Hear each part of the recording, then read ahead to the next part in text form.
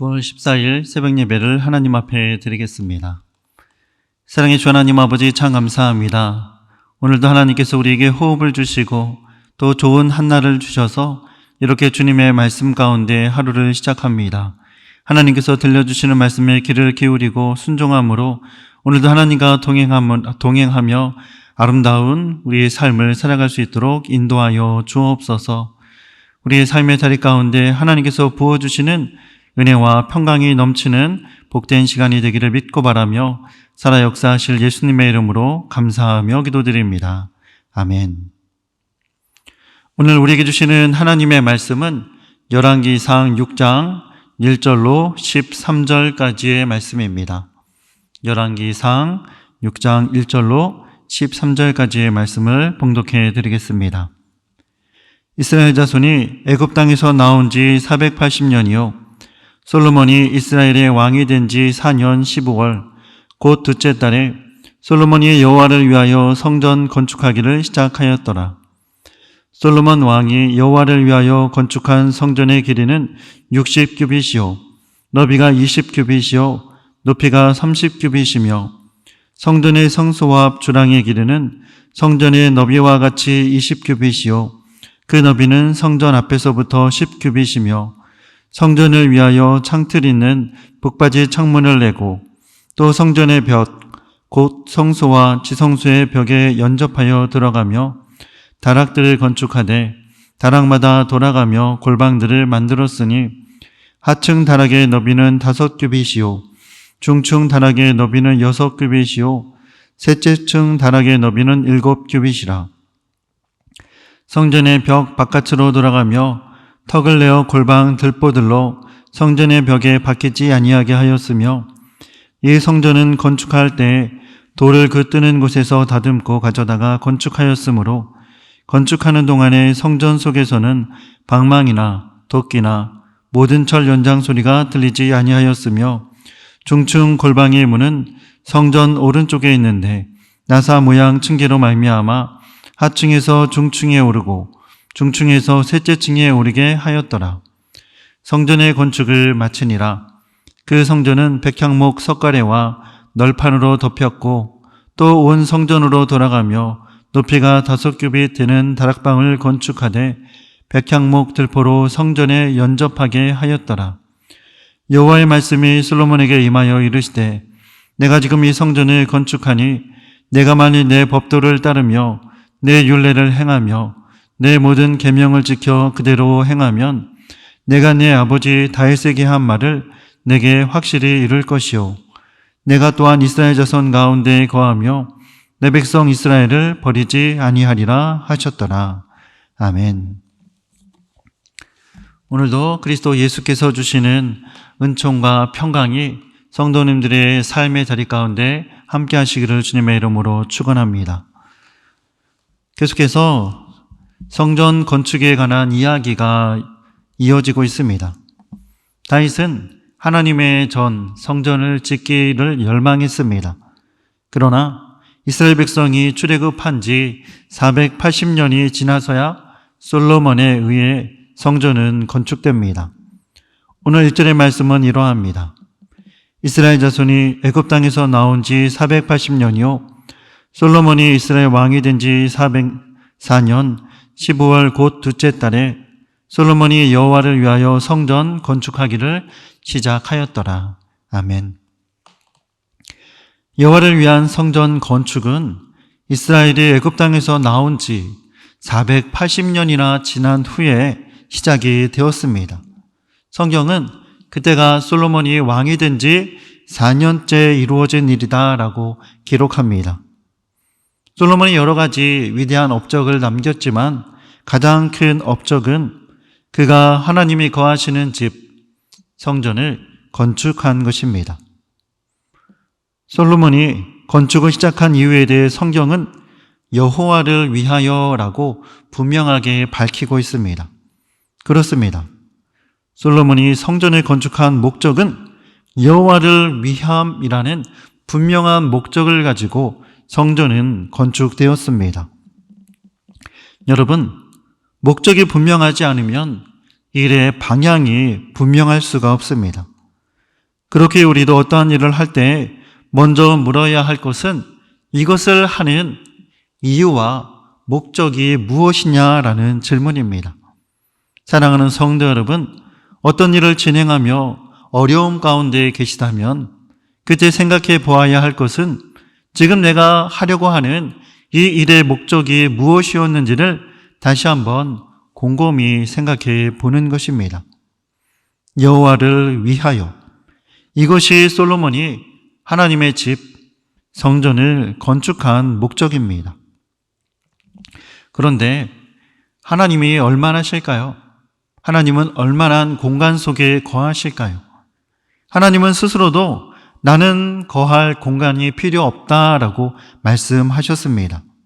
그런데 거하실 공간이 필요 없으신 하나님께서는 무슨 목적으로 성전 건축을 솔로몬 때 허락하셨을까요? 여러분, 우리는 생각하기를 성전 건축은 하나님을 위한 것이라고 생각하지만 하나님은 이스라엘을 위해서 성전 건축을 하도록 허락하신 것입니다. 그렇습니다. 성전 건축은 결국 이스라엘 백성들을 위한 일입니다. 지금 그 일을 솔로몬을 통해 하나님 하고 계십니다. 2절부터 10절까지의 말씀은 그렇게 오랜 시간 걸려 지어진 성전의 규모와 또한 구조에 관한 말씀입니다. 우리는 흔히 생각하기를 솔로몬 성전에 대한 영광과 또 계속된 이야기를 듣고 있었기 때문에 하나님의 성전인 그 솔로몬 성전이 엄청난 크기를 가지고 있을 것이라 생각합니다. 그러나 성전의 크기는 길이가 27.5m요, 넓이는 9m, 높이는 13.5m 정도밖에 되지 않는 지금으로 보면 아담한 건축물에 불과합니다. 성전의 크기는 성막 크기의 2배 정도밖에 크지 않았습니다. 그러나 솔로몬은 이 성전을 건축하는데 7년이라는 시간을 쏟아 부으며 온 정성을 기울였습니다. 성경은 또한 성전을 건축하는 동안 그곳에서는 철 연장 소리가 들리지 않았다라고 기록하고 있습니다. 7절 말씀입니다.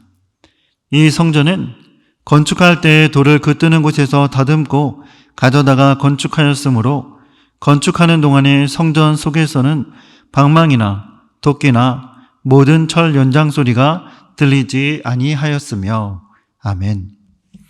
여러분, 건축하는 동안 철 연장 소리가 들리지 않은 것, 그것은 미리 다듬은 돌을 가져다가 건축했기 때문입니다. 요즘 시대를 보면은 건축 현장에서는 시끄러운 소음이 많이 일어나고 그래서 민원이 끊임없이 발생하는 모습들을 보게 됩니다. 왜 그렇습니까? 그만큼 건축하는 현장에는 시끄러운 소리가 많이 일어나기 때문입니다. 저는 이 말씀을 묵상하며 이러한 생각을 한번 해보았습니다. 하나님의 성전, 그곳에서 들려져야 할 소리는 무엇일까라는 생각이었습니다. 하나님의 집에서 들어야 할 소리는 하나님의 말씀이죠. 기도의 소리입니다. 무엇보다 살아 역사하시는 하나님의 음성을 듣기 위해서는 성전은, 또 우리가 함께 예배하고 있는 예배당은 조용한 곳이어야 한다, 또 고요한 곳이어야 하겠다라는 생각을 해보았습니다. 하나님의 교회에서 들어야 할 소리는 사람들의 소리가 아닙니다.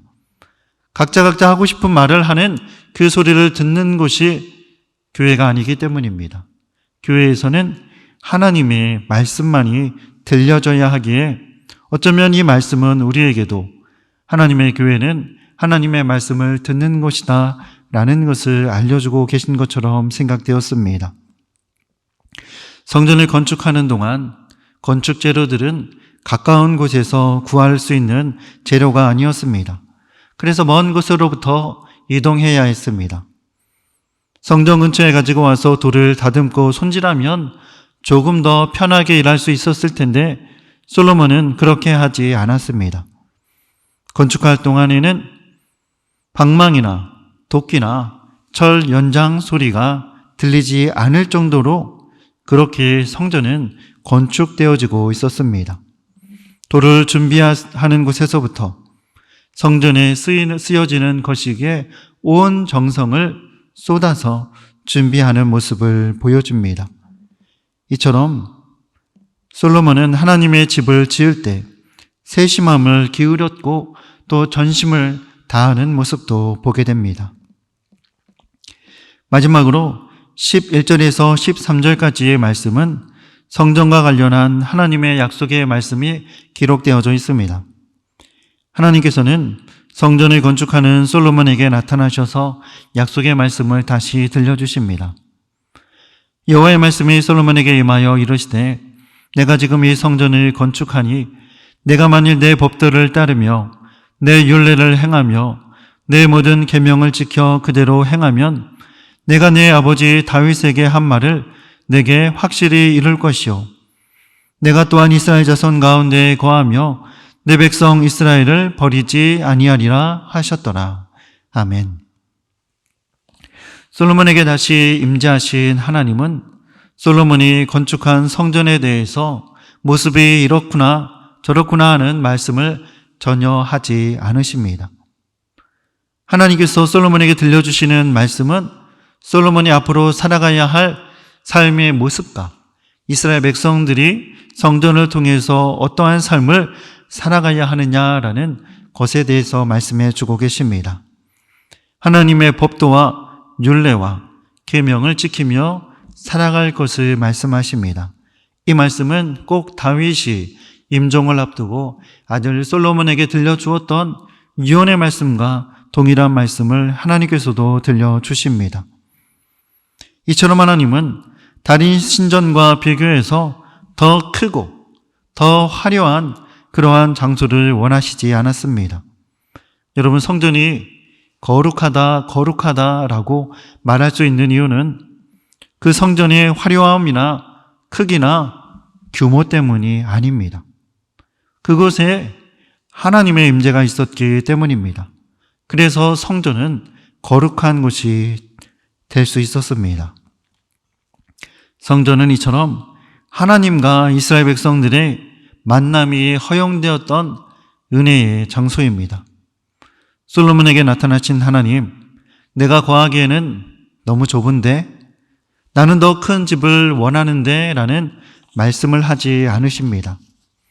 나는 더 화려한 성전 모습을 원한다고 말씀하지 않으시고 나는 오직 너희들이 나와 함께 동행하는 온전한 삶을 살아가기를 원한다 말씀하십니다. 이처럼 하나님께서 원하시는 것은 보이는 성전보다 보이지 않는 성전이 온전하기를 원하십니다. 성전이 튼튼하고 아름다운 석재와 또 목재로 만들어졌듯이 그들의 삶도 온전한 믿음과 순종으로 지어지기를 원하십니다. 성전 건축은 하나님을 기쁘시게 하는 일이지만 그것이 전부가 아닙니다. 하나님은 성전을 건축하는 것보다 말씀에 순종하는 사람들을 더 기뻐하시기 때문입니다. 사무엘상 15장 22절의 말씀을 제가 쉬운 성경으로 읽어드립니다. 사무엘이 나무랐다. 주님께서 어느 것을 더 좋아하시겠습니까? 주님의 말씀에 순종하는 것이겠습니까? 아니면 번제나 화목제를 드리는 것이겠습니까? 잘 들으십시오. 순종이 제사보다 낫고 말씀을 따르는 것이 순양의 기름보다 낫습니다. 아멘. 그렇습니다, 여러분. 하나님은 우리가 드리는 제사보다 우리가 하나님의 말씀에 순종함으로 살아가는 모습을 더욱더 기뻐하신다라는 것을 우리는 기억해야 합니다. 하나님, 우리가 화려한 모습으로 외형을 갖추는 것보다 우리의 내면이 하나님 모시기에 아름다운 모습으로 빚어져 가기를 원하십니다. 하나님은 솔로몬과 이스라엘 백성들이 큰 성전을 지었으므로 화려한 성전을 건축했으므로 하나님께서 그들에게 복을 주시겠다 말씀하시지 않습니다.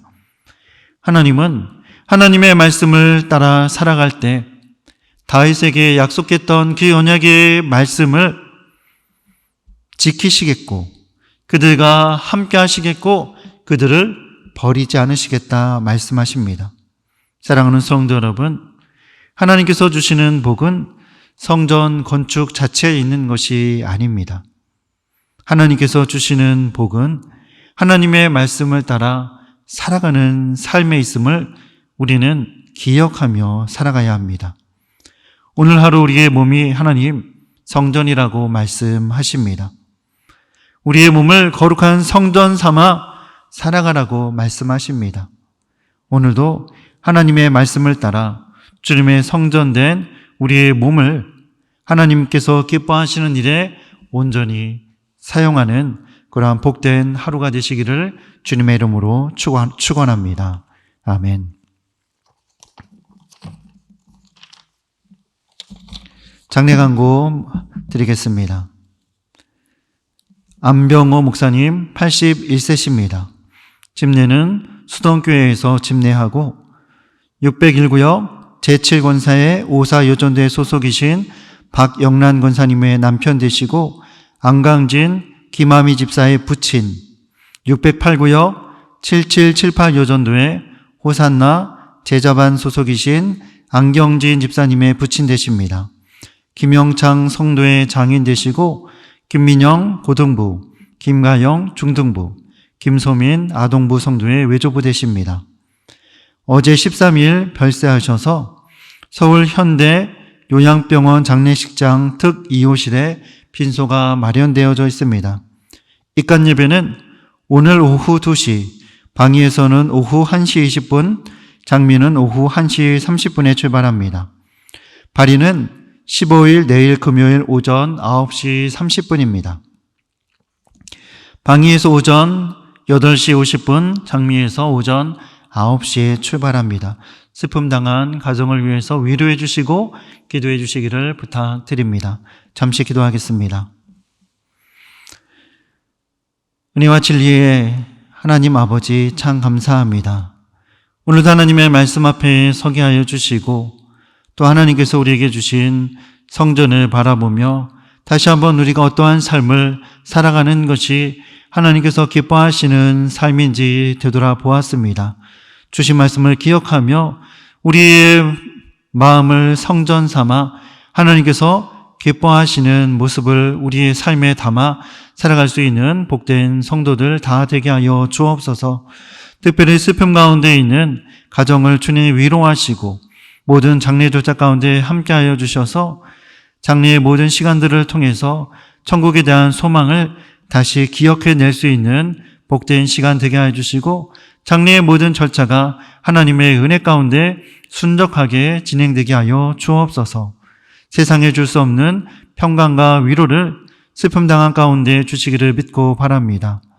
또한 담임 목사님 수술 이후에 지금 건강이 회복 가운데 계십니다. 계속해서 치료받고 회복하는 과정 가운데 계신데 하나님께서 치료의 능력과 또 도움의 손길을 더하여 주셔서 강건케 하여 주시고 건강한 모습으로 돌아오실 수 있도록 인도하여 주옵소서. 오늘도 믿음으로 걸어가는 모든 성도님들의 삶을 주께서 눈동자와 같이 지켜주실 것을 믿으며 살아 역사하실 예수님의 이름으로 감사하며 기도드립니다. 아멘.